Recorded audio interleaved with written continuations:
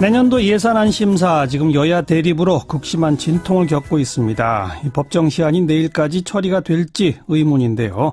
자, 캐스팅 보트 쥐고 있는 국민의당 입장 듣겠습니다. 국회 예결특위 소속 국민의당 김경진 의원 안녕하세요. 예, 안녕하십니까. 김경진입니다. 오늘도 협상은 하고 있는 거죠? 예, 예결특위 간사들끼리 마지막 협상을 하고 있고요. 예. 그다음에 이제 그와 별도로 아주 핵심 중요 사항에 대해서는 원내대표들끼리 지금 협의를 계속하고 있는 상황입니다. 네. 내일까지 합의안이 나올 수 있을 것 같아요. 어때요? 결국은 원내대표들 간의 협상 상황 또 결단에 달려있는 문제인 것 같은데요. 예. 제 느낌에는 비관적입니다. 아주 한숨을 크게 쉬시네요. 저 질문에. 자, 국민의당은 지금 뭐가 제일 큰 문제라고 보시는 겁니까? 두 가지인데요. 지금 공무원 일자리 부분하고요. 예. 그다음에 최저임금과 관련해서 일자리 안정자금 보전해준다고 하는 3조 원 이 두 가지 예산이 제일 문제라고 보고 있습니다. 예. 공무원 증원 안 됩니까? 예, 안 됩니다. 왜요? 우선 지금 예산 추계가 정부에서 아주 주먹구구고 본인들 편리할 대로 지금 하고 있는데요. 예.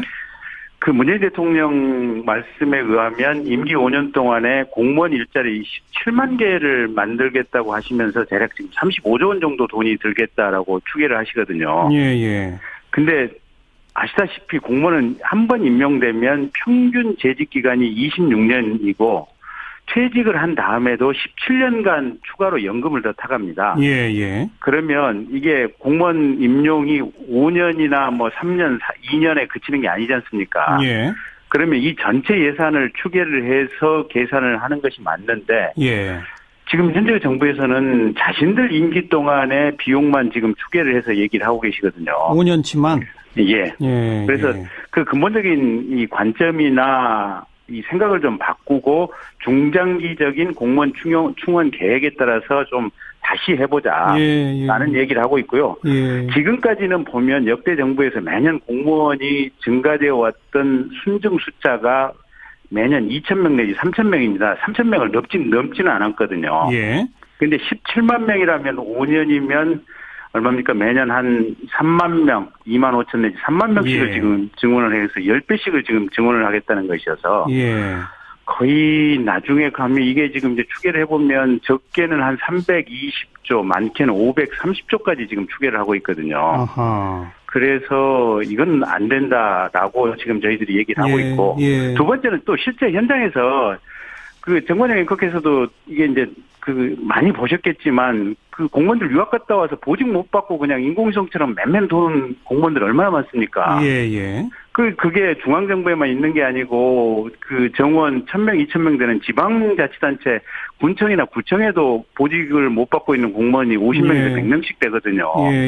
그럼 그런 공무원들에 대해서 우선적으로 재배치하는 것을 좀 먼저 해라. 알겠습니다. 시골에 또 단적으로 예를 들어가 보면 시골에 있는 중학교나 고등학교 요새 시골에 이제 농촌에 인구들이 없지 않습니까? 그렇죠.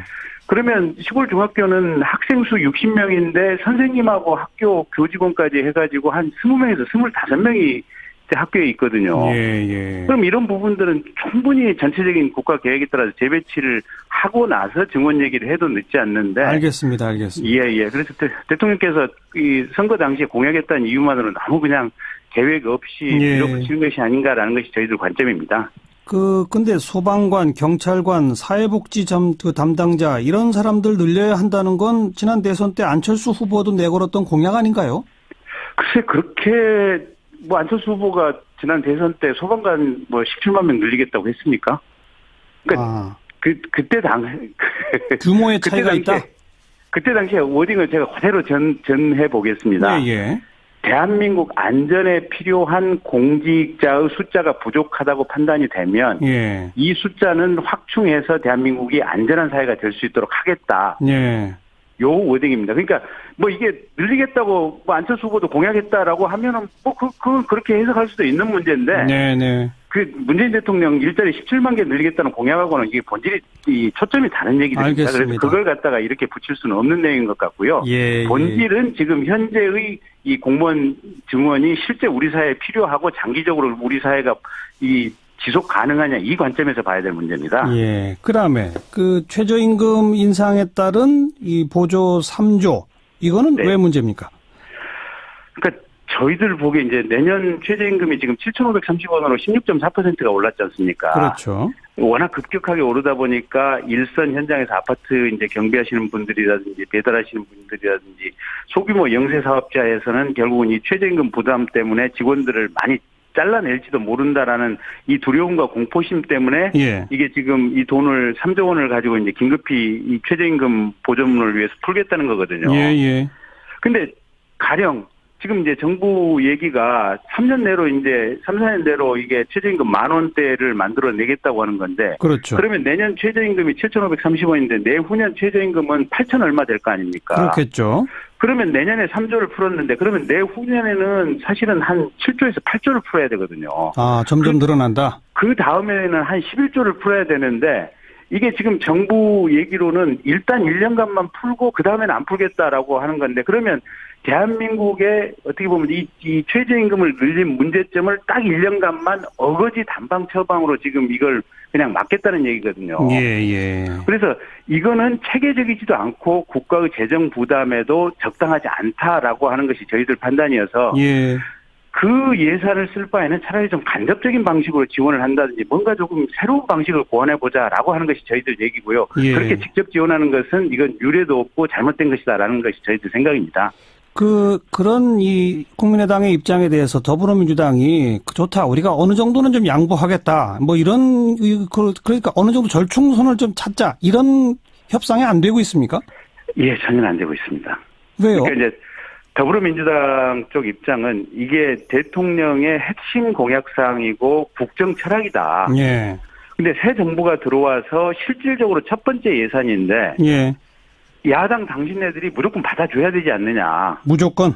예, 우리 정부의 핵심 국정 철학인데, 그거를 부인하려고 하면 어떻게 예산을 예. 수립할 수 있느냐, 지금 그 얘기거든요. 그러니까 한 발도 못 물러선다는 건가요?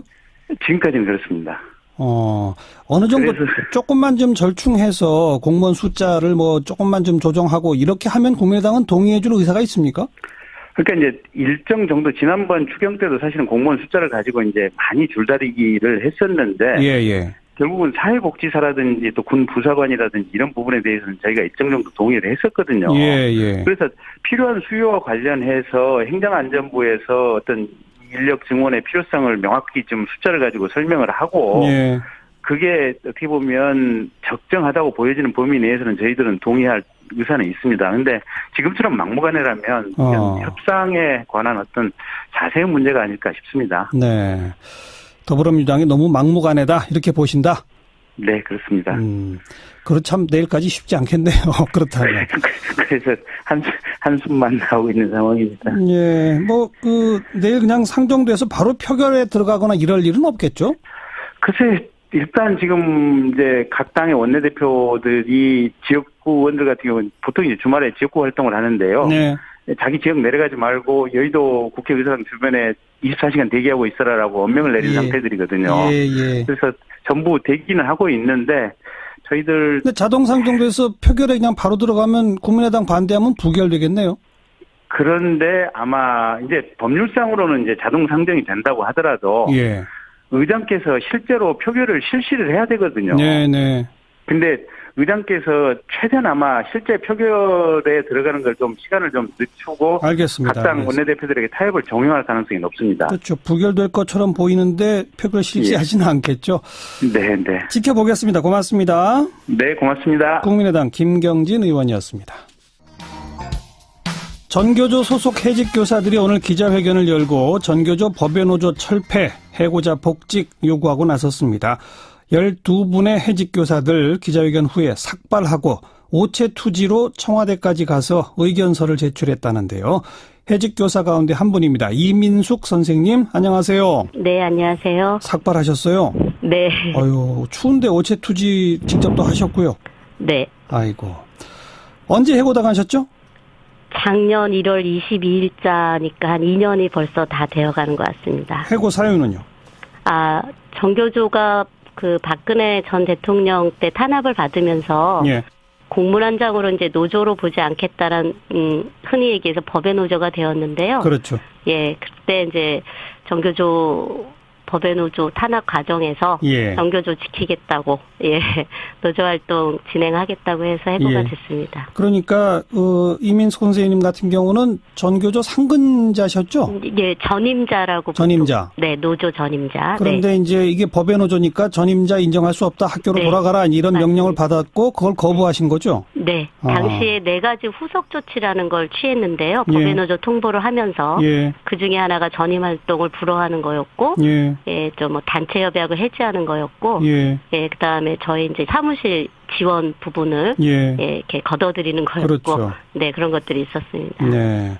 그렇게 해서 해고되신 분이 총 몇 명이죠? 작년에 34명의 예, 전임자들이 해고됐습니다. 네. 문재인 정부는 전교조 부분에 대해서 현재까지 입장은 뭐 대법원 판결까지 지켜봐야 된다는 거죠. 네, 그렇습니다. 어떻게 보셨어요? 아, 그런 입장에 대해서요? 예.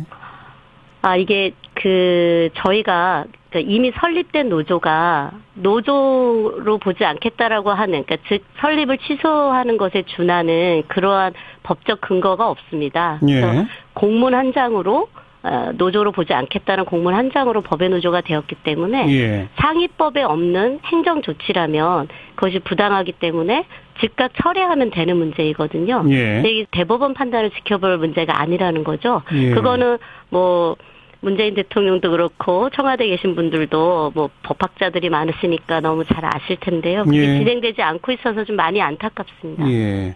그 박근혜 정부에서 법의 노조가 된 이유가 뭐 청취자분들도 다 알고 계십니다만은 전교조 법에 그 해직자도 조합원이 될 수 있다는 조항이 없기 때문이죠. 그렇습니다. 교원노조법에 의해서 정교조가 합법화가 되었는데요. 예. 그 교원노조법 2조에 의하면 현재 교직에 있는 자만이 조합원이 될 수 있습니다. 그러니까요. 근데 이것이 대단히 이제 악법입니다, 사실은. 예, 예. 국제 기준에도 절대 맞지 않고요. 네. 그리고 또 이미 그럼에도 불구하고 이미 설립된 노조를 더군다나 해고자가 몇 명 있다고 해서 예. 노조로 보지 않는다라고 하는 것은 사실은 맞지 않다고 보는 거죠. 그러니까 교직원 노동조합 법은 따로 있고 그거 말고 그냥 일반적인 노동조합법에 의하면 해고자도 다 네, 노조원이 될 수 있는 거죠. 네, 맞습니다. 근데 유독 전교조만 지금 그 법에 의해서 안 되고 있는 거고요. 맞습니다. 말씀하신 것처럼 그 국제노동기구 등등에서도 그 법 바꾸라고 계속 하지 않나요? 네, 지속적으로 뭐 그 권고, 촉구 이렇게 하고 있고요. 지난 박근혜 전 대통령 때에도 국가인권위원회에서조차도 이렇게 법의 노조는 추진해서는 안 된다라는 권고가 있을 정도였고, 사실 매우 진행해서는 안 되는 알겠습니다. 내용이었죠. 그러니까 정부가 그냥 즉각 철회만 하면 되는데 정부는 대법원 판단 기다려보겠다고 하면 그러면 전교조법을 개정하면 될 텐데 더불어민주당은 그 법 개정에 대해서는 좀 의지가 없습니까? 작년에 더불어민주당 홍영표 의원이 대표 발의해서 그 교원노조법 개정안이 발의돼 있고요. 정의당의 이정희 의원이 또 대표 발의해서 교원노조법 개정안이 발의가 되어 있습니다. 즉 이미 2개의 법안이 교사 공무원의 그 노조할 권리, 해고자의 당연히 노조할 권리를 보장하는 형태로 올라가 있는데요. 근데 이제 진행할 의사가 안 보이네요. 그래요? 네. 아니 촛불 혁명으로 탄생한 정권임을 말끝마다 붙이는 정부 여당이 왜 이런다고 보십니까? 이 전교조 문제에 대해서는. 안타깝습니다. 그러니까 사실 저희가 새 정부 들어서고 교육부나 노동부, 청와대와 계속 대화를 시도해 왔고요. 한 20여 차례 공식, 비공식 만남도 있었고요. 저희 요구도 잘 알고 있고 국제사회 요구도 잘 알고 있는데. 그래서 이제 정교조의 요구를 몰라서가 아니라 해결 의지가 없지 않나. 그러니까 왜요? 왜 그렇다고 보세요? 정치적인 문제라는 워딩을 한 적이 있습니다. 청와대 측에서. 네. 근데 저희는 이제 정치적 문제가 아니라고 보는 거고요. 이것은 당연히 교사 공무원에게 보장해야 될 노조할 권리이고 헌법에 보장된 권리인데. 그것을 이행하고 있지 않네요. 정치적 문제라면 야당의 반대가 워낙 완강하기 때문에 이런 건가요? 워딩 자체로는 그런 표현이었고, 제가 볼 때는 그렇게 봅니다. 보수적인 세력들이, 예, 공격에 나설 거다라는 알겠습니다. 우려. 네. 그리고 반대가 예상되더라도 하겠다는 의지는 보여야 하는데 의지조차 없다는 게 참 안타깝다. 이 말씀. 네. 알겠습니다. 고맙습니다. 네. 네. 정교조 해직교사 이민숙 선생님이었습니다. 윤태권 실장 어서 오십시오. 네, 안녕하세요. 국방부 장관하고 청와대 사이에 무슨 엇박자가 났어요? 여러 번 있었는데요. 오늘 좀 큰 것 같아요. 뭐죠? 송영무 장관이 국회 출석을 했습니다. 네. 미국 해상봉쇄 이런 이야기가 나오지 않습니까? 북한 미사일 발사 이후에. 제안이 오면 참여하는 것이 지금 상황에서는 맞다고 정했다. 네, 이렇게 말했어요. 야당 의원들이 물어보니까. 아직 공식 제안이 오지는 않았지만은 틸러슨 미 국무장관이 제안한 내용을 보고 회의를 했다. 제안이 오면 긍정적으로 참여한다는 생각을 가지고 있다. 이렇게 설명을 했습니다. 틸러슨 장관이 한 이야기는 북한 미사일 발사 이후에 해상 봉쇄, 중국의 원유 공급 중단 이런 이야기거든요. 근데 거기에 대해서 송영무 장관은 참여하는 것이 맞다고 정했다. 그렇죠. 맞다고 생각한다가 아니라 정했다라고 말한 거예요. 이렇게 나오니까 그 의원들이 이 NSC 차원에서 논의를 한 거냐 이렇게 물어봤습니다. 그러니까 개인 생각이냐 논의된 거냐는 거죠. 송 장관은 그렇다고 말씀드리겠다. 논의한 것이라고 그렇죠. 말씀드리겠다. 이게 한 번 말실수가 아니라 몇 번 반복해가지고 확인을 한 거예요. 근데 청와대 입장은 다르다고요? 그 직전에 청와대 관계자가 이 시간이 거의 차이가 안 납니다. 조금 앞이에요. 해상 봉쇄 관련 부분은 정부 차원에서 논의되지 않고 있다. 이렇게 공식적으로 백 브리핑을 했거든요. 그럼 송 장관이 말한 거하고 청와대 말은 완전 다르잖아요. 완전 다르네요. 청와대 핵심 관계자는 미국 대통령하고 통화에서도 언급된 바가 없다. 그리고 논의하거나 보고받은 바도 없다. 이렇게 강조를 했습니다. 어떻게 된 거예요, 그럼 이게? 자, 청와대하고 송 장관 말이 일치하는 부분하고 어긋나는 부분을 짚어보죠. 일치하는 부분은 아직 제안이 없었다는 거죠. 공식 제안은 없었다. 어긋나는 부분은 송 장관은 우리 내부에서 논의해가지고 참여한 것으로 가닥을 잡았다는 것이고 청와대는 아니 논의 자체를 안 했다. 이거지 않습니까? 누구 말이 맞는 거예요, 그럼? 자, 이런 부분은요. 사실관계가 있을 것이고 공식적으로 인정하느냐 말느냐의 부분이 있을 거예요. 그건 또 다른 문제죠. 그렇죠. 제 생각이 이렇습니다. 미국에서 해상봉쇄 이야기가 나왔어요. 이건 팩트지 않습니까? 국무장관, 대통령 이렇게 언급을 하니까. 그럼 우리는 내부적으로 빨리빨리 그 여러 가지 경우의 수에 대해서 검토를 해봐야 되는 건 맞아요. 그렇죠. 내부적으로. 근데 미국에서 공식 제안이 오면 그때 검토한다. 그건 말도 안 되는 이야기거든요. 공식 제안 오기 전에 내부 검토를 할 수 있는 거죠. 플러스 마이너스 어떤 영향이냐 저런 영향이냐를 다 보고 있는 거죠. 그런데 그거하고 별개로 미국이 아무 제안도 아직까지는 안 했는데 우리는 오면 바로 하겠다. 그것도 국방부 장관이. 이건 전혀 전략적 사고가 아니라는 거죠. 그렇죠. 이건 해상봉쇄가 옳냐 그러냐 하고 또 별개의 이야기거든요. 또 만에 하나 내부적으로 미리 사전 검토를 해서 이런 식의 생각을 정했다 손 치더라도 발표하면 안 되는 거죠. 그렇죠. 우리의 이 이른바 지렛대 레버리지 효과를 최대한 높일 수 있는 시점을 찾아야 되는 거지 않습니까? 근데 송 장관은 왜 이랬을까요? 글쎄요. 참 저도 모르겠습니다. 그러니까 이게 가치 판단을 떠나가지고 이렇게 말하는 것 자체가 정말 잘못된 거예요. 거기다가 오늘 이제 자유한국당 경대수 의원이 우리도 자체 핵무장 등이 필요하지 않냐 이런 이야기를 했습니다. 한국당에서 많이 하던 이야기잖아요. 그렇죠. 송 장관은 지향점이 저와 같다. 뭐라고요? 지향점이 저와 같다. 맞장구를 쳤어요. 이것은 저는 개인적 생각일 거라고 생각해요. 근데 국회에 나온 국방장관은 개인적 생각이라는 게 있을 수 없는 거 아니겠습니까? 아니, 지금 정부의 공식 입장이 자체 핵무장 반대 아닙니까? 우리 정부뿐만 아니라 미국도 그렇거든요. 그러니까요. 그런데 국방부 장관이 자체 핵무장에 대해서 지향점이 저와 같다? 그러니까요.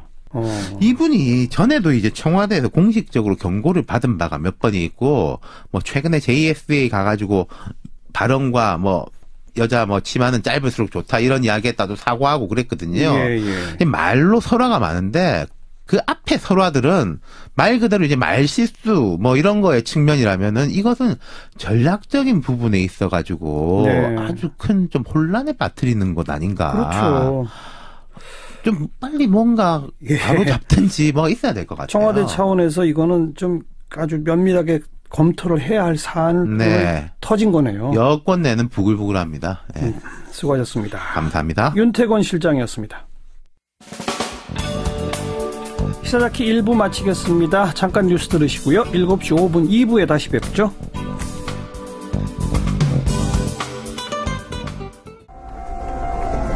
오늘 하루 화제가 된 뜬 뉴스들부터 정리해드리겠습니다. CBS 김현지 기자 안녕하세요. 네, 안녕하세요. 네, 첫 소식이요. 네, 한국 축구의 운명의 날이 5시간 앞으로 다가왔습니다.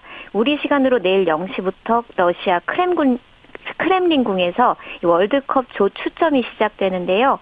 본선 진출 32개 국가 중에 순위대로 8개 국가씩 1번에서 4번 포트에 들어가는데 이 뒤에서 두 번째인 우리나라는 4번 포트에 속합니다. 예. 이렇게 구성된 4개의 포트에서 같은 대륙을 제외한 한 팀씩 뽑아 총 8개의 조가 만들어집니다. 우리나라는 최약체팀에 속하긴 하지만요. 그래도 혹시나 하는 기대감에 추첨 결과에 관심이 집중되고 있습니다. 어떤 조에 속하면 제일 좋고 어떤 조에 속하면 제일 나쁜 겁니까?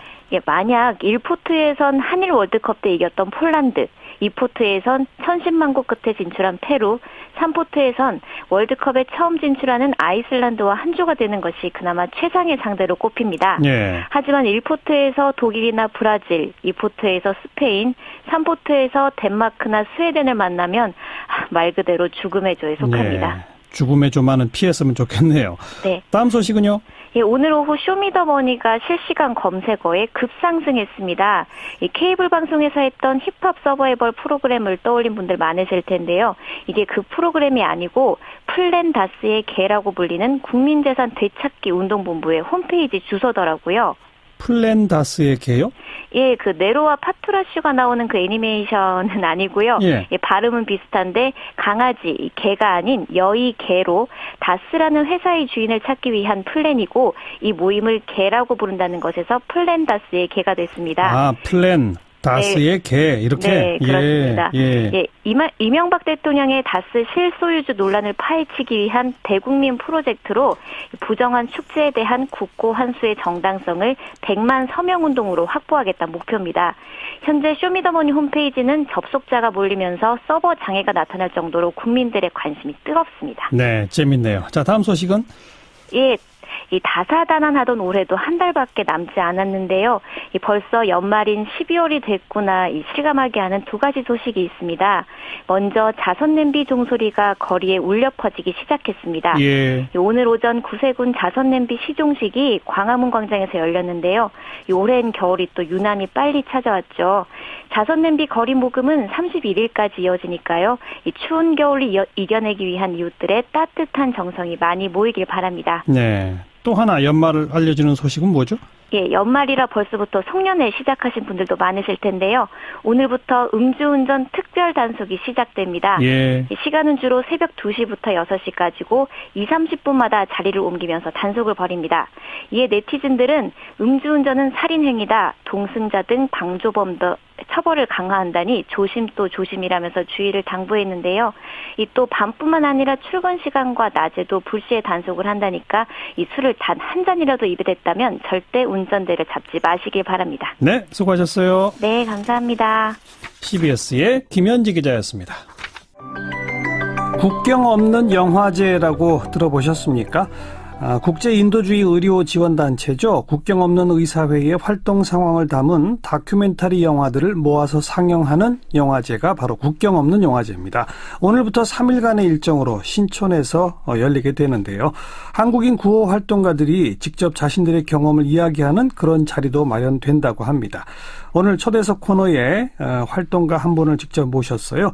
국경 없는 의사회의 송경아 구호 활동가십니다. 어서 오십시오. 네, 안녕하세요. 송경아라고 합니다. 간호사시죠? 네, 간호사입니다. 언제부터 여기 활동하셨어요? 네, 2016년부터 활동을 했고요. 작년? 네, 작년부터 활동을 했습니다.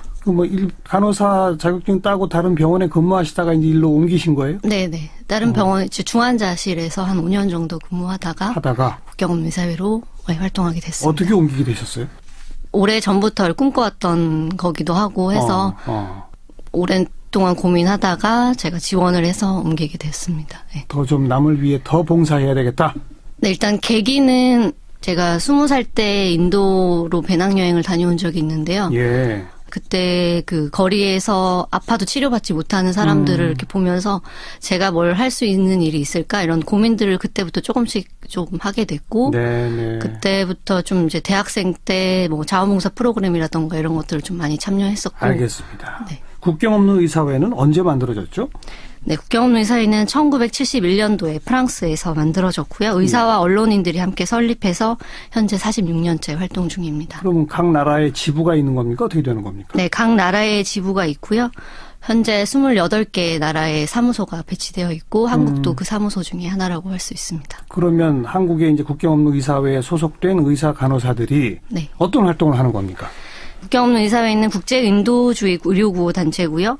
이제 의료 지원의 부족이라던가 뭐 무력 분재, 전염병, 자연재해 등으로 인해 생존의 위협에 처한 사람들을 위해 긴급구호 활동을 펼친다고 할 수 있습니다. 긴급구호? 네, 주로 긴급구호 활동을 하고 있습니다. 성경호 활동가는 그러면 2016년 작년부터 어디서 근무하셨어요? 네, 저는 2번의 미션을 다녀왔는데요. 남수단에서 다 모두. 남수단? 네. 남수단. 어떤 일이 있었던 곳이죠? 네, 남수단은 2011년도에 이제 수단으로부터 독립한 신생 국가고요. 독립한 후에도 2013년도에 이제 내전이 계속 발생을 해서 내전. 네, 계속 현재까지 이어지고 있는 상태입니다. 그러면 지금도 전투 중이에요? 네, 지금도 내전이. 위험하지 않아요? 위험한 지역도 있고요. 또 그 지역에 따라서 약간 또 안전한 지역도 있고요. 성경호 활동가 갔던 지역은 막 교전이 벌어지는 거긴 아니었습니까? 뭐 교전이 활발하게 이루어진 곳은 아니었지만 뭐 전방 한 20km 이내에서는 교전이 이루어지기도 하고 네, 그런 곳이었습니다. 그럼 거기서 다치고 부상당하고 이런 사람들 치료해주고? 네네 그렇습니다. 2번의 미션이라고 했는데 2번 다 남수단을 갔다 오신 네네, 거죠? 한 번 가면 몇 개월씩 있어요? 첫 번째 갔던 것은 9개월 정도 있었고요. 두 번째는 6개월 정도 있었습니다. 그 뭐 숙소나 이런 건 좀 괜찮습니까? 어때요? 일단 생활 환경은 굉장히 열악하다고 말씀드릴 수 있고요. 어느 정도 열악한 거예요, 그러니까? 일단 제일 첫 번째로 제가 제일 불편했던 거는 먹을 게 없어요. 먹을 게 없다? 네, 먹을 게 없어서 일단 뭐 시장에 나가더라도 구할 수 있는 식량들이 없어서 저희는 이제 비행기로 한 2주에 한 번씩 계속 식량을 보급받는 아이고. 그런 상태로 지냈었고 네, 날씨도 굉장히 덥죠? 네, 날씨도 굉장히 덥고 에어컨이나 이런 시설들이 없으니까 이제 그런 더운 것들을 견뎌내면서 활동해야 되는 것들이 벌레도 많죠? 벌레도 굉장히 많습니다. 일단 우기 때가 시작이 되면 이제 온갖 벌레들이 한국에서 전혀 보지도 못한 온갖 벌레들이 다 많아지는데요. 그래서 그런 벌레들이 이제 방 안으로도 막 들어와서 예. 저녁에는 불도 못 켜놓고 활동 이렇게 지내기도 하고. 화장실도 제대로 안 돼 있고. 화장실은 이제 푸세식 화장실이라고 해야 되나요? 예. 참. 그 의료 시설들은 그나마 좀 있어요. 어때요? 의료 시설 가져갑니까? 여기서 갈 때 아예? 이제 국경 없는 의사회 프로젝트면 이제 국경 없는 의사회에서 지원을 받아서 물품들을 다 받고요. 뭐 보통 원래 이제 일반 병원 남수단에 있는 병원들을 가보면 뭐 갇혀 있는 시설들이 거의 없다고 보시면 됩니다. 뭐 네. 치료할 약품조차 거의 없다고 보시면 될 것 같아요. 네. 그러면 그 9개월씩 6개월씩 가 계실 때 몇 명 정도가 함께 한 팀을 이뤄서 가게 되는 겁니까? 이건 이제 프로젝트별로 좀 다른데요. 첫 번째 갔던 데는 좀 큰 미션 중에 하나라서 거의 한 20명 그리고 이제 환자들이 막 넘쳐나고 응급 미션으로 바뀔 때는 30명까지도 늘어났었던 이렇게 큰 프로젝트고요. 두 번째 갔던 데는 조금 작은 미션이어서 한 10명 정도 이렇게 같이 생활하면서 지냈습니다. 네. 아까 벌레 얘기 나왔는데 말라리아 이런 게 또 위험하잖아요. 네. 어땠습니까? 말라리아는 이제 남수단에서는 매년 우기 때마다 발생하는 질병인데요. 한 6월부터 10월 정도까지 이제 우기철이라고 부르는데 그때 되면 모기 수가 굉장히 급격히 늘어납니다. 그에 따라서 환자 수도 굉장히 늘어나고요. 어느 정도냐 하면은 저희 의료 지원을 같이 하는 현지 직원들도 말라리아에 걸려서 병가를 며칠씩 내고 또 혹은 심하면 입원까지 하고 예, 예. 그런 경우도 많고 그리고 그 환자를 치료하는 보호자조차도 말라리아로 쓰러지는 경우도 되게 많아서 거의 우기철에는 병원에 방문하는 80% 이상이 말라리아라고 볼 수 있습니다. 의료진들은 말라리아에 걸린 사람은 없습니까? 네, 의료진들도 현지 직원들도 그러니까 국경 없는 의사회에 소속돼서 소속된 이제 활동가들은 말라리아 예방약을 꾸준히 먹습니다. 계속. 예. 네. 따로 뭐 백신이나 예방 주사가 아직 발명되지 않아서 네. 감게 되면 여러 나라에서 온 의료진하고 함께 협업하는 거죠? 네, 굉장히 다양한 국적의 나라 사람들이 와서 네, 함께 치료하고 그렇게 생활하고 있습니다. 네, 병원 생활 하시다가 더 열악한 환경에 있는 사람들 도와야 되겠다 해서 국경없는의사회 소속으로 가셨는데 가서 그 벌레에 뜯기고 열악한 생활 환경에서 월급은 그래도 받습니까? 네, 월급은 받고요. 조금이나이지만 네, 받긴 받습니다. 기존에 간호사 재직 시절에 받던 것보다 적게 받는 거죠? 네, 조금 덜 적게 받습니다. 그 고생을 어떻게 이렇게 계속 해 나가세요? 일단은 뭐 한국 병원에서 일할 때도 뭐 보람 있고 굉장히 가치 있는 일이었지만 생명을 구하는 일인데요. 네네, 생명을 구하는 일이니까요. 네. 그 현지에 나갔을 때 그 느끼는 보람은 더 이렇게 뭐랄까 저한테는 더 크게 느껴졌었던 것 같아요. 그래서 이렇게 뭐 며칠씩 한 2, 3일씩 총에 맞아도 걸어서 오는 사람들을 보고 그런 사람들을 치료하는 과정을 보면서 네. 그리고 이런 사람들을 치료하기 위해서 정말 세계 각국의 의료진들이 한 곳에 모이는 거잖아요. 그런 것들이 좀 제게는 좀 가슴 뿌듯하고 보람 있게 다가왔던 것 같습니다. 네. 바로 이 국경없는의사회 소속으로 일하게 된 이후로 본인 스스로 좀 내가 뭐가 좀 달라졌다 이런 게 혹시 있습니까? 제가 개인적으로 느낀 거는 제 처음에 남수단에서 딱 내렸을 때 느꼈던 그런 감정들이 아직도 좀 약간 생생한 편인데 되게 황량함 그리고 배고픔을 굉장히 많이 느꼈거든요. 네. 그래서 이제 그런 것들을 느끼고 제가 한국에 딱 돌아왔을 때 가장 먼저 처음 딱 느껴졌던 거는 내가 한국에 참 태어나서 다행이다. 네, 참 감사하다라는 생각이 좀 많이 들었었던 것 같아요. 예. 그 각종 뭐 총상, 부상도 있고 질병도 있겠으나 못 먹어서 병에 걸리고 있는 그런 아이들도 많죠, 남수단에. 네, 일단은 기근이 좀 심한 상태여가지고 제가 갔던 그 두 번째 갔던 마요미란 곳도 유니티 주에 속하는데요. 올해 초에 기근으로 선포가 되기도 했습니다. 그래서 5세 미만 아동의 30% 이상이 급성 영양실조일 때 이런 기근이 선포가 되는데요. 네. 제가 갔을 때도 이제 급성 영양실조 아이들이 굉장히 많아서 피딩 센터들이 이제 치료식을 줄 수 있는 그런 센터들이 곳곳에 있고 그런 상태였습니다. 네.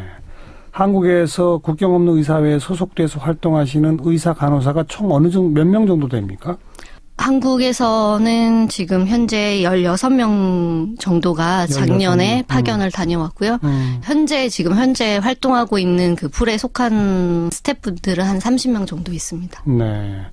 우리 앞으로 그러면 계속해서 이 일만 하실 겁니까? 아니면 어디 취직해서 일하다가 어쩌다 한번 이렇게 미션 하러 가실 겁니까? 계획이 어떻게 되세요?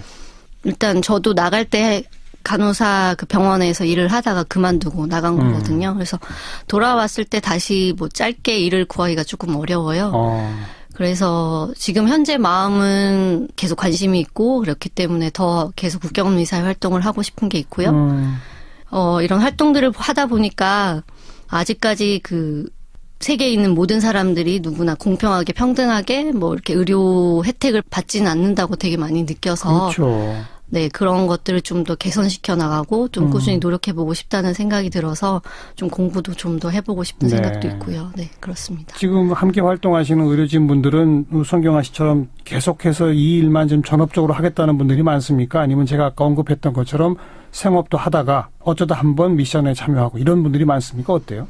보통 제가 알기로는 뭐 1년, 2년, 뭐 몇 개월, 짧게는 몇 개월 이렇게 생업에 종사하시다가 또 미션이 나면 그렇게 또 파견이 나가기도 하고 그런 식으로 생활하시는 것 같습니다. 네.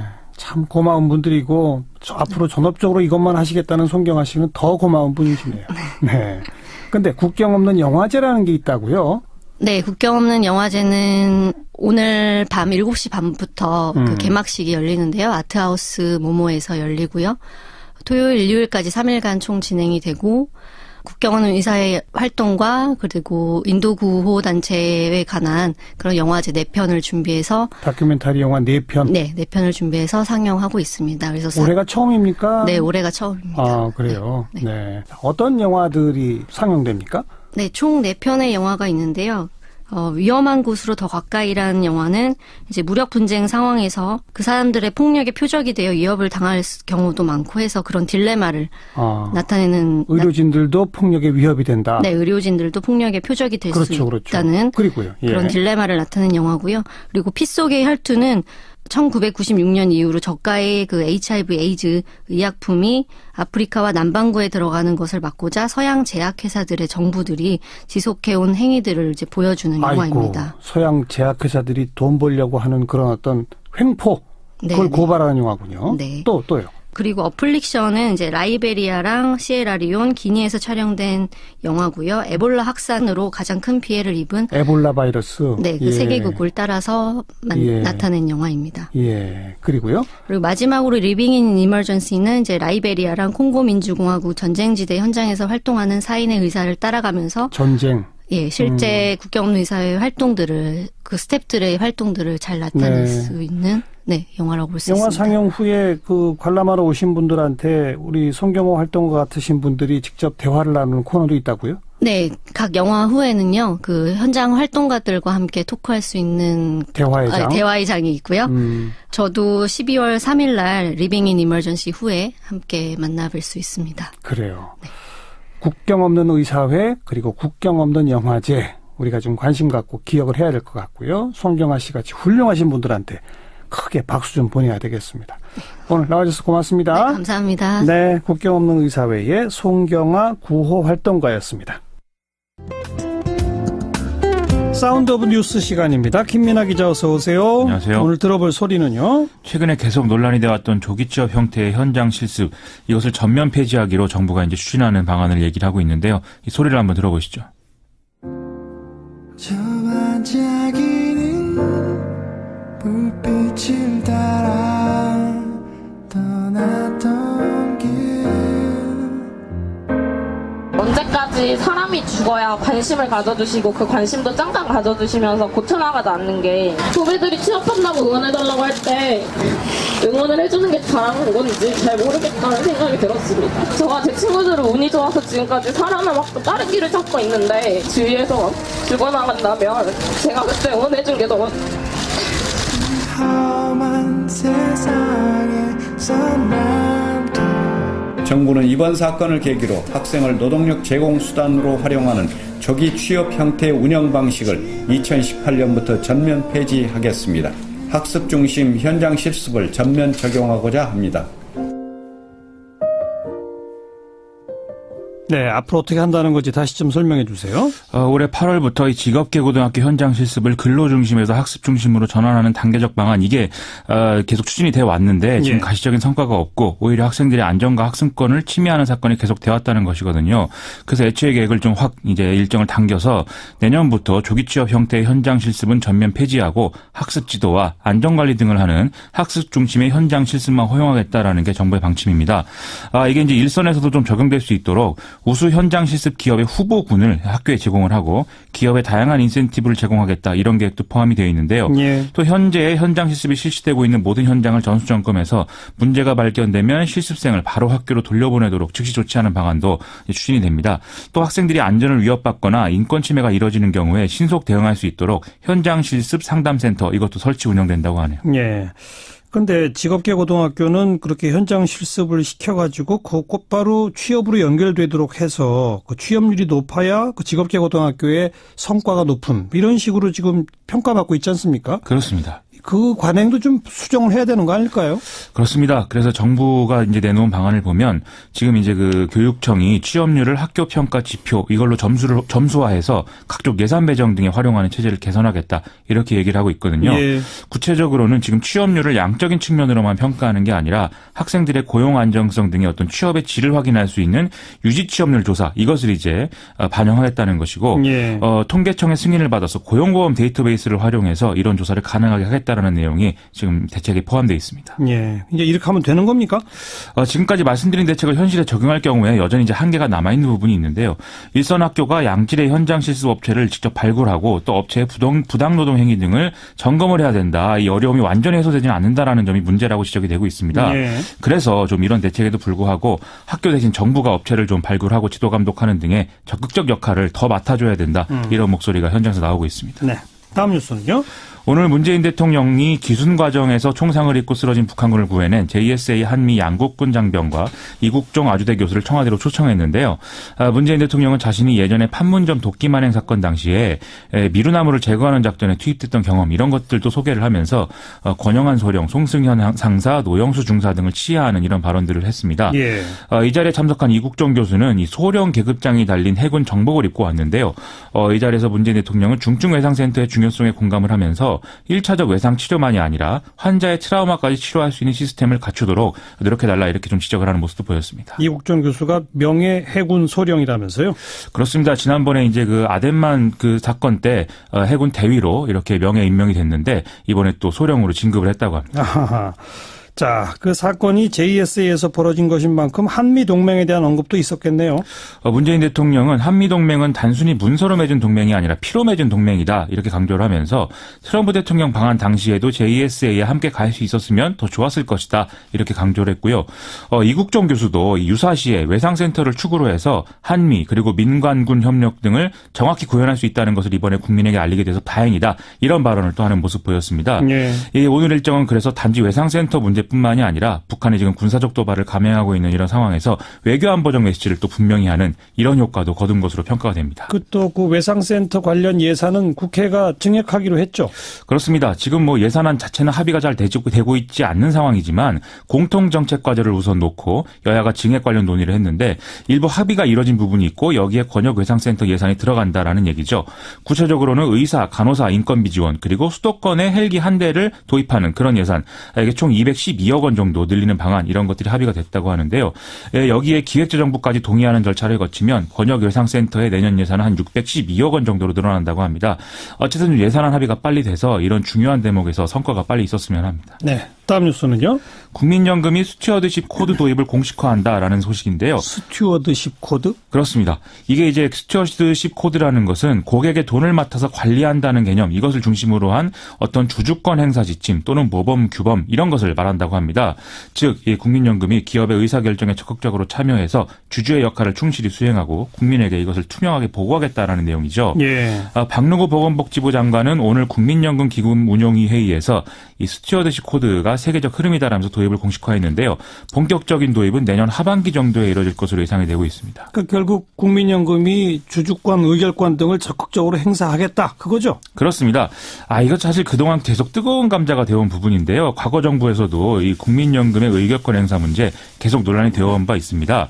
가깝게는 이명박 정부 당시에 곽순준 대통령 직속 미래기획위원장이 이 국민연금 의결권의 강화 이걸 주장했다가 여론의 반발 때문에 물러서는 이런 모습을 보이기도 했는데요. 이번에는 삼성물산과 제일모직 합병에 국민연금이 찬성한 일을 두고서 비난 여론이 일게 돼서 이 투명성 제고 차원에서 작년 12월부터 도입 논의가 시작이 됐었습니다. 예. 전반적으로 투자 수익의 극대화를 추구하는 어떤 책임 투자를 활성화하는 등의 내용이 중심이 되고 있는 그런 상황이죠. 네, 뭐 이런 의미에서 방향은 좋은데, 근데 이제 관치 논란이 생길 가능성이 있죠. 그렇습니다. 이른바 뭐 연금 사회주의 이런 얘기까지 지금 언론에서는 나오고 있는데요. 정부가 국민연금의 의결권을 활용해서 이 상장사 경영에 정치적 영향력을 행사하는 거 아니냐 이런 얘기인 거죠. 오늘 보건복지부가 보고한 내용 중에는 기금운용위원회 보좌기구로 사회책임 투자 전문위원회를 신설하는 방안도 있었는데요. 즉 사회적 책임을 다하지 못한 기업에는 이 기금 투자를 제한하거나 투자 변경을 권고하는 역할을 이 기구가 한다는 거죠. 예. 이 대목에서 이제 같은 논란이 불거질 가능성이 큰 것 같고요. 또 대표적으로 얼마 전에 국민연금이 국민은행의 노동이사제 도입에 찬성 표결한 것에 대해서도 마찬가지 논란이 벌어진 바가 있어서 좀 걱정입니다. 일단 박능호 장관은 이 관치 우려 이런 것들에 대해서 스튜어드십 코드를 도입하더라도 적용 범위와 대상은 아주 제한적일 것이다라면서 좀 논란을 경계하는 이런 모습 보였는데요.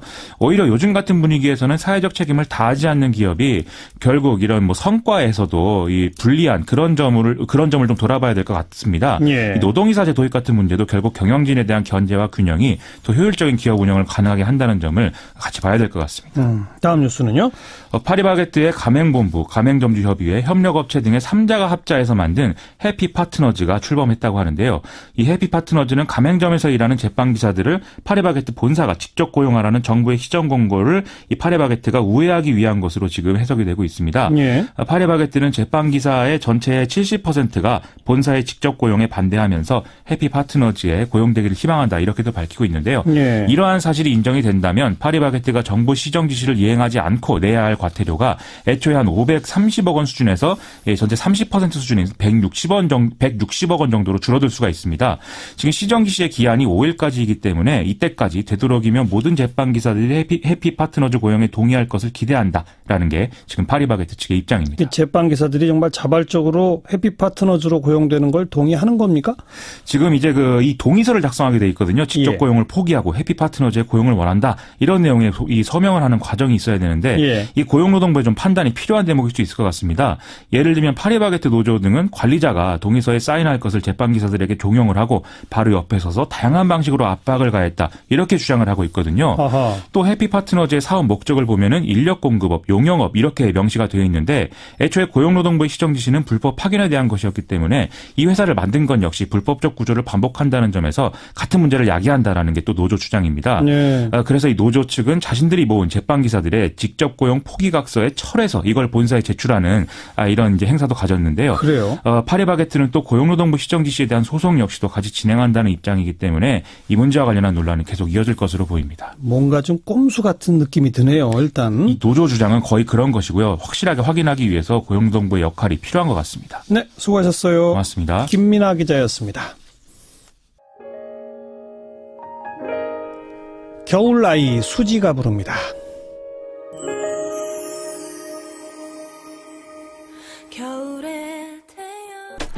한 주간 언론의 동향을 살펴보는 미디어 포커스 시간입니다. 민주언론시민연합의 김원경 사무처장 오늘도 나오셨습니다. 어서 오십시오. 안녕하세요. 오늘은 이 방송에서의 어린이 보호 문제를 좀 집중적으로 분석해 본다고요? 네네.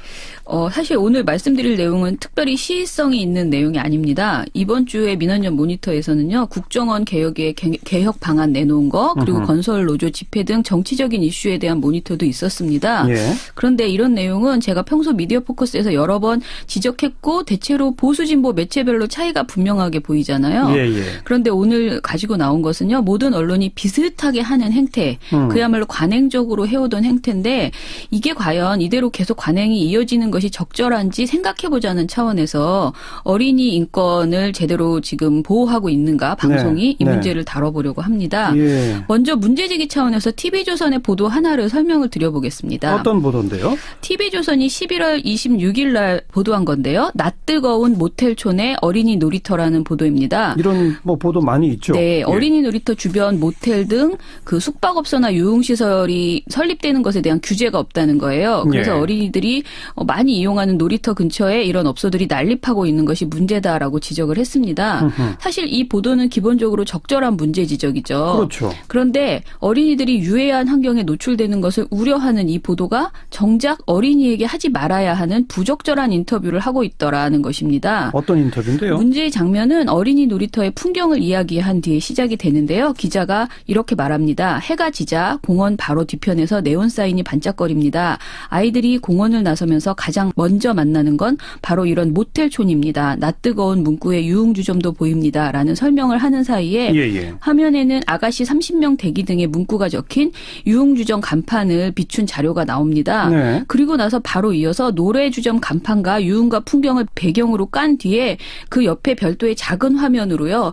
시끄럽고 신경 쓰여요. 문 열리는 소리도 신경 쓰이고라는 어린이의 인터뷰가 등장을 합니다. 네. 그러니까 어린이가 모텔촌에 대해서 물어서 한 대답인 거죠. 그러네요. 그런데 황당하게도 이 어린이의 실명, 그러니까 얼굴도 모자이크 처리가 안 됐고요. 어린이의 실명, 학교, 학년까지 모두 구체적으로 정확하게 적시를 해서 방송에 나갔습니다. 과연 그런 인터뷰가 꼭 필요할까요? 그렇죠. 저는 왜냐하면 이것에 대해서 저희도 활동가들이랑도 이야기를 많이 했어요. 이 인터뷰가 어떻게 이루어졌을지 한번 상상해 보겠습니다. 예. 기자가 초등학교 3학년 어린이를 향해서 유흥가가 놀이터 근처에 있어서 어떤 느낌이 드니?라고 물었을 겁니다. 그랬겠죠. 그런데 어린이에게 이런 질문을 한다는 것 자체가 사실 부적절합니다.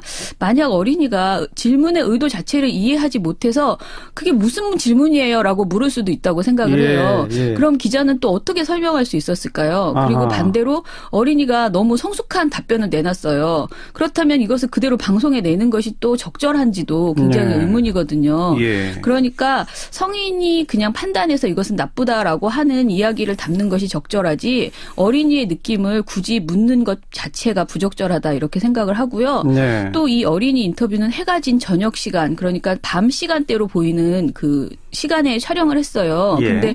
이 시간에 어린이 놀이터에서 놀고 있는 어린이에게 접근해서 이런 질문을 하고 이름과 학년 모자이크 처리가 되지 않은 얼굴을 그대로 공개한 TV조선 기자가 과연 인터뷰 전에 보호자의 동의를 구했을지 의문입니다. 저희가 확인해 보지는 않았습니다. 예. 그런데 이 방송을 본 부모님이 이 화면을 만약에 봤다면 짐짓 놀라서 가슴을 쓸어내리고 불쾌감을 호소하지 않았을까 생각을 합니다.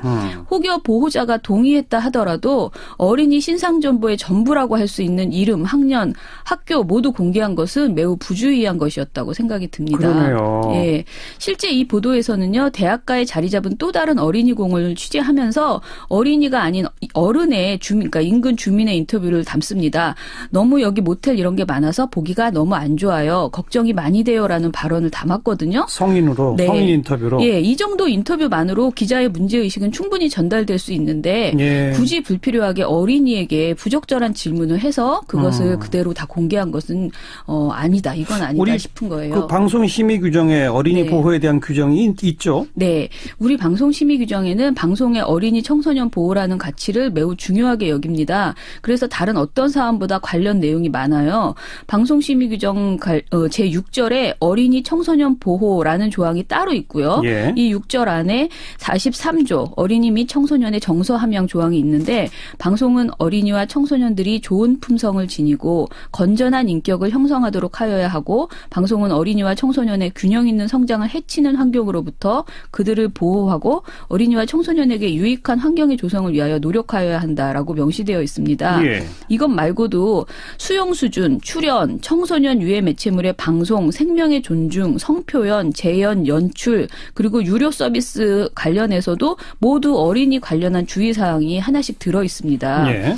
이처럼 어린이와 관련된 유의사항이 많은 것은 그만큼 방송이 어린이에게 고스란히 노출된다. 그렇죠. 무방비적으로 노출된다는 것이고요. 그렇죠. 방송에서 잘못 그려질 경우 그 피해가 정말 오래 간다는 것도 감안을 한 것이죠. 그런데 네. 많은 방송 제작자들이 어린이에게 끼칠 영향을 고려하지 않은 채 그야말로 방송 그림을 만드는 데 급급한 경우가 많았다. 이것이 관행이었다 이렇게 지적할 수 있습니다. 지금 방송심의 규정을 쭉 몇 가지 소개해 주셨는데 네. 아까 김원경 처장이 과연 그 어린이 인터뷰하기 전에 보호자 동의를 구했을까요? 라고 물었잖아요. 네네. 보호자 동의를 받아야 한다는 그런 규정 같은 건 없어요? 예, 방송심의 규정에는요. 이런 보통의 인터뷰에는 그런 규정이 없습니다. 다만 심의 규정 제45조 출연이란 조항이 있거든요. 그런데 여기에서 보면 방송은 범죄 피해를 당한 어린이와 청소년에게 피해 상황에 대한 인터뷰를 할 때는 보호자, 법정 대리인 또는 친권자의 동의를 받거나 입회하에 이루어지도록 유의하여야 한다고 규정되어 있습니다. 범죄 피해를 당한 어린이일 경우만? 네. 그러니까 범죄 피해를 당하지 않은 다른 어린이의 경우에는 꼭 해야 한다라는 규정은 없는 거죠. 없네요. 그런데 현재 우리나라에서 가장 잘 만들었다고 평가해도 될 만한 KBS 방송 제작 가이드라인이 있습니다. 예. 여기에는 이와 다르게 구체적인 지침이 있습니다. 뭐라고요? 제2장 방송 제작 실무 지침 중에서 어린이 청소년 보호와 관련해서 보호자의 동의라는 조항이 있습니다. 여기 네. 보면 어린이와 인터뷰하기 전에 부모나 법적인 보호자의 동의를 얻을 필요가 있다. 어린이는 어릴수록 자신의 의사를 자연스럽게 표현하기 어렵고 다루는 주제가 민감할수록 자신의 의사와 다른 결과에 이를 수 있으므로 반드시 부모와 보호자의 동의가 필요하다. 예. 만일 어린이가 수업 중에 프로그램에 참여해야 한다면 학교 측의 동의를 구해야 한다. 이렇게 되어 있어요. 예. 그러니까 KBS에서는 자체 그 기자와 PD들에게 이렇게 하라고 분명히 분명히 밝혀놓고 있는 거죠. 네. 그리고 또 여기 영향이라는 조항이 있는데요. 제작자는 어린이나 청소년과 관련된 프로그램을 자신의 가족에게 보여주는 것이라고 생각하고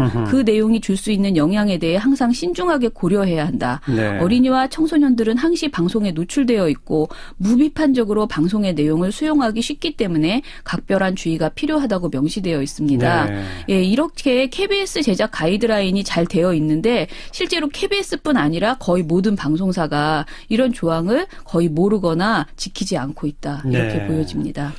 자신의 가족에게 보여주는 것이라 생각하고 만들어라. 네. 이런 거죠. 네네. 그 똑같은 예로, 그러니까 그 초등학교 3학년 아이가 자기 아이라고 생각했으면 그런 인터뷰를 했을까. 그러니까요. 이렇게 생각해 보면 되겠네요. 네네.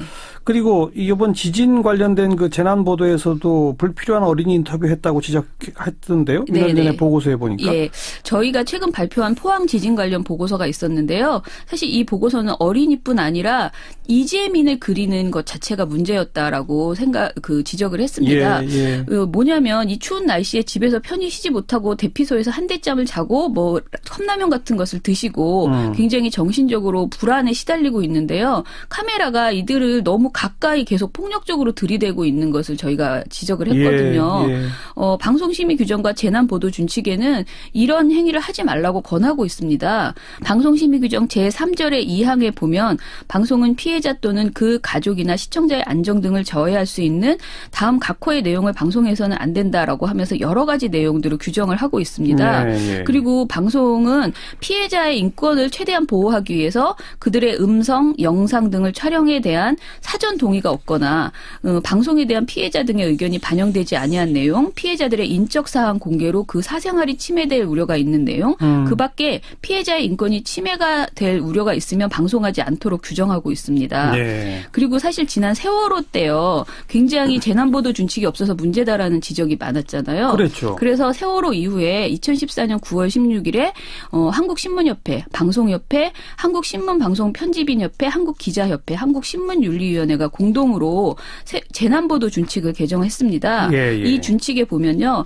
15조 선정적 보도 지향이란 조항에 자극적인 장면의 단순 반복, 보도는 지양한다. 불필요한 반발이나 불쾌감을 유발할 수 있는 지나친 근접 취재도 자제한다. 네. 그리고 18조에 피해자 보호 조항이 있는데 취재 보도 과정에서 사망자와 부상자 등 피해자와 그 가족, 주변 사람들의 의견이나 희망사항을 존중하고 그들의 명예나 사생활, 심리적 안정 등을 침해해서는 안 된다라고 하고 있습니다.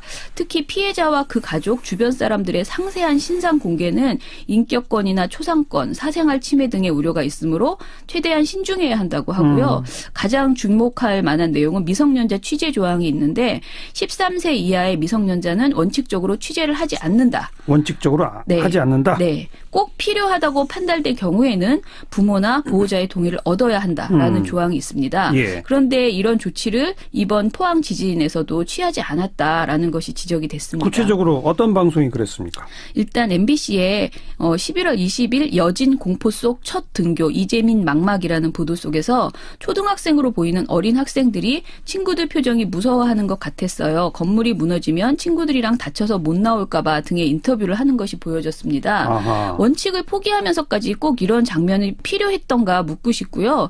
MBC는 이런 어린이 인터뷰에서 모두 얼굴을 그대로 노출을 했습니다. 모자이크 없이. 네. 예. JTBC는 11월 20일 초등학생 마음에 남은 지진이라는 보도에서 아이들에게 지진은 공포 그 자체였다면서 불안감을 표하는 초등학생의 얼굴과 목소리를 그대로 나열을 했습니다. 네. SBS는 블러 처리를 했습니다. 어린이들 지진 트라우마라는 21일 보도에서 어린이들의 인터뷰를 담긴 했지만 최소한 해당 아동의 얼굴을 블러 처리하는 성의를 보였습니다. 네. 이런 보도 중에선 TV조선이 오히려 좋은 보도 행태를 보였습니다. 이번에는? 예, 네. TV조선은 학교 가기 겁나요. 첫 등교 불안이라는 20일 보도에서 학부모와 학교 교장 등 성인을 대상으로 진행한 인터뷰만 보여줬습니다. 그런데 결과적으로 TV조선 보도만 보더라도 충분히 지진으로 인한 학생들의 불안감, 학부모들의 불안감이 전달이 되거든요. 그럼요. 예. 예, 그래서 어린이 인터뷰는 원칙적으로 하지 않는다. 예. 꼭 필요한 경우에는 보호자의 동의를 얻는다라는 것을 좀 명심해 줬으면 좋겠습니다. 네. 그동안 우리 언론에서 어린이 인권 관련해서 부적절한 보도를 했던 사례들이 많이 있었습니까? 네. 저는 인권 관련 모니터에 관심이 많아서 좀 많은 기억이 있는데요. 그래서 오늘 좀 소개해드리려고 찾아봤습니다. 아주 오래된 이야기지만 하도 기억에 남아서 지적을 해보면 2001년 7월에요. KBS와 SBS에서 저녁 종합뉴스에서 충북 진천의 한 하천에서 물장난을 하다가 깊은 곳에 빠진 친구를 근처에서 놀던 그 초등학생 3학년들이 구해낸 사건을 보도를 했습니다. 그러니까 물놀이 하다가 친구들이 물에 빠졌는데 친구들이 구한 거예요. 그렇죠. 이 과정에서 두 방송사는 죽음의 문턱을 넘은 2명의 어린이들과 이를 구조한 어린이들을 직접 사고 현장에 세워놓고 사고 장면을 재현하는 그런 보도를 했습니다. 사고 장면을 재현해요? 예, 그러니까 어떻게 구했는지를 재현한 거죠. 왜냐하면 인간띠처럼 이렇게 손을 잡고 물에 들어가서 구했거든요. 특히 SBS는 구조된 두 어린이의 얼굴과 신상을 공개했고요. 얼굴을 클로즈업한 채 인터뷰를 시도를 했습니다. 그런데 이 구조된 어린이는 아주 어리다 보니까 그때는 그 카메라가 온 게 매우 신기했는지 그냥 막 이렇게 즐겁게 이야기를 했어요. 그런데 사실 한 명은 구조가 되지 못하고 죽었거든요. 현장에서. 그래요? 네. 그래서 눈앞에서 친구가 죽어가는 것을 그 바라봐야 했던 어린이들의 상처와 충격을 무시한 채 이런 취재를 했다는 것에 대해서 매우 비윤리적이고 폭력적인 취재라고 비판을 받았습니다. 그러니까 뭐 백보양보해서 전원을 다 구조했다면 뭐 그럴 수도 있어요. 어떻게 보면 참 대견스러운 일이니까. 그런데 희생자가 있는데도 그렇게 했다? 그러니까요. 정말 납득하기 어렵네요. 네. 그리고 또 하나 이런 일이 있었는데 2006년 5월 5일에 어린이날이었는데 에어쇼 도중 사고로 공군 특수비행팀의 김모 대위가 탄 비행기가 추락 폭발한 사고가 있었습니다. 그런데 이날 보도에서도 어린이들에게 인터뷰를 합니다. 그래서 SBS 에어쇼 항공기 한 대 추락이라는 보도에서요. 13살 어린이에게 상황을 설명하는 인터뷰를 시킵니다. 그랬더니 아이가 날다가 비행기가 내려가다 올라갈 줄 알았는데 갑자기 떨어지더니 추락하면서 불이 번지더니라는 말을 합니다. 그런데 다른 방송사는 모두 이 인터뷰를 성인이 하거든요. 사고로 사람이 죽는 것을 직접 본 아이거든요. 그럴 때는 굳이 인터뷰를 할 필요가 없다라는 생각이 들고요. 이와 비슷하게 실제 학교에서 사고로 어떤 어머니가 떨어져서 이제 소방훈련하다 떨어져서 죽는 장면이 있었는데 그런 경우에도 예전에 그냥 어린이의 인터뷰를 바로 실은 경우가 있었어요. 그래서 충격적인 상황을 벌어졌을 때는 어린이에게 그 상황을 기억해서 설명하도록 하는 것 자체가 매우 부정적이다. 그렇죠. 그래서 그런 인터뷰는 하지 말기를 권하는 그런 내용입니다. 그리고 마지막으로 그냥 단순 어린이뿐 아니라 장애아 관련된 인터뷰는 더 심각합니다. 장애아를 돕는다는 프로그램들이 굉장히 많잖아요.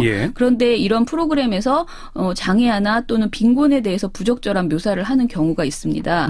제가 가장 기억나는 것은 2006년 SBS의 세상에서 가장 아름다운 여행이라는 프로그램에서요.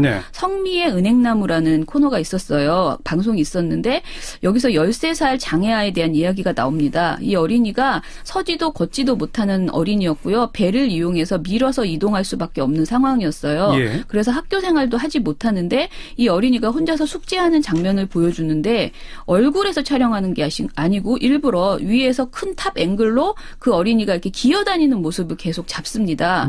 그리고 어린이가 침대에 손을 대어 힘들게 버티고 서 있는 모습을 엉덩이 쪽에서 화면을 잡아요. 그러니까 계속 어떻게 해서든 이 아이의 장애 상태를 부각하는 화면을 만듭니다.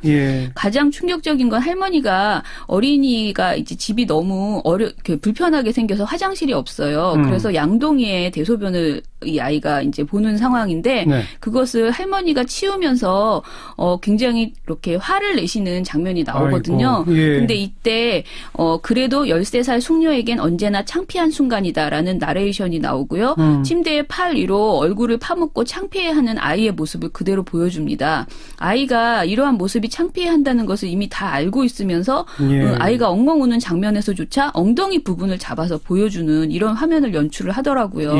그래서 저희가 보기에는 아무리 아이를 돕는 장애아를 돕는 방송이라 하더라도 이렇게 장애를 부각하고 아이의 인권을 생각하지 않는 방송은 적절치 않다. 그렇죠. 말로만 어린이 보호를 외칠 것이 아니라 아예 제작 과정에서부터 각종 사건 사고 보도에서부터 무방비 상태로 노출되는 어린이 인권을 생각하고 접근했으면 좋겠다. 이렇게 말씀드립니다. 차제의 모든 방송국들이 한번 이 어린이를 어떻게 취재하고 보도해야 될지에 대해서 좀 심사숙고하는 계기가 됐으면 좋겠네요. 네네. 네, 수고하셨습니다. 감사합니다. 민주언론시민연합 김원경 사무처장이었습니다. 자, 이번 한 주 순서 모두 마치겠습니다. 좋은 주말 보내시고요. 월요일 저녁 다시